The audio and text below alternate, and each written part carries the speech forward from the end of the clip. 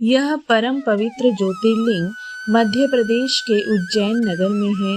पुण्य सलिला श्रीपा नदी के तट पर स्थित उज्जैन प्राचीन काल में उज्जैनी के नाम से विख्यात था।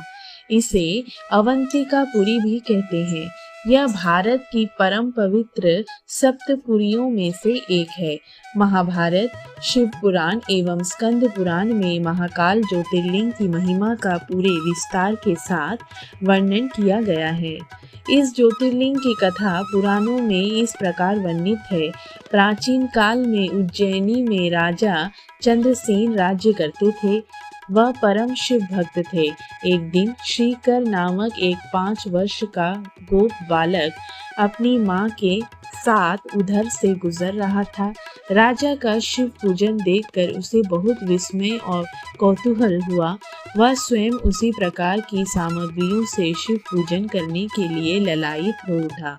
सामग्री का साधन न जुट पाने पर लौटते समय उसने रास्ते से एक पत्थर का टुकड़ा उठा लिया। घर आकर उसी पत्थर को शिव रूप से स्थापित कर पुष्प, चंदन आदि से परम श्रद्धा पूर्वक उसकी पूजा करने लगा। माता भोजन करने के लिए बुलाने आई, किंतु वह पूजा छोड़कर उठने के लिए किसी भी प्रकार तैयार नहीं हुआ। अंत में माता ने झल्लाकर पत्थर का वह टुकड़ा उठाकर दूर फेंक दिया। इससे बहुत ही दुखी होकर वह बालक जोर जोर से भगवान शिव को पुकारता हुआ रोने लगा। रोते रोते अंत में बेहोश होकर वह वहीं गिर पड़ा। बालक की अपने प्रति यह भक्ति और प्रेम देखकर भोलेनाथ भगवान शिव अत्यंत प्रसन्न हो गए। बालक ने जैसे ही होश में आकर अपने नेत्र खोले तो उसने देखा कि उसके सामने एक बहुत ही भव्य और अति विशाल स्वर्ण और रत्नों से बना हुआ मंदिर खड़ा है। उस मंदिर के अंदर एक बहुत ही प्रकाशपूर्ण भास्कर तेजस्वी ज्योतिर्लिंग खड़ा है। बच्चा प्रसन्नता और आनंद से विभोर होकर भगवान शिव की स्तुति करने लगा।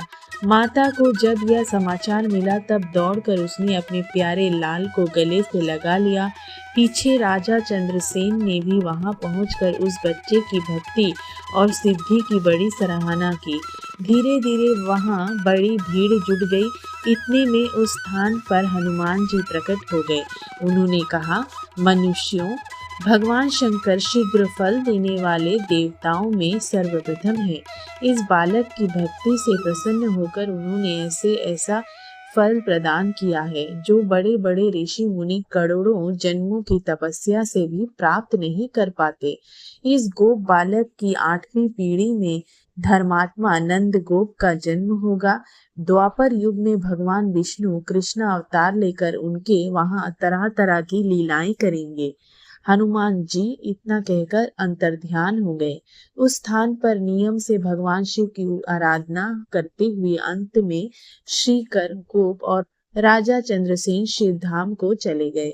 इस ज्योतिर्लिंग के विषय में एक दूसरी कथा इस प्रकार कही जाती है कि किसी समय अवंतिकापुरी में वेद पाठी तपोनिष्ठ एक अत्यंत तेजस्वी ब्राह्मण रहते थे।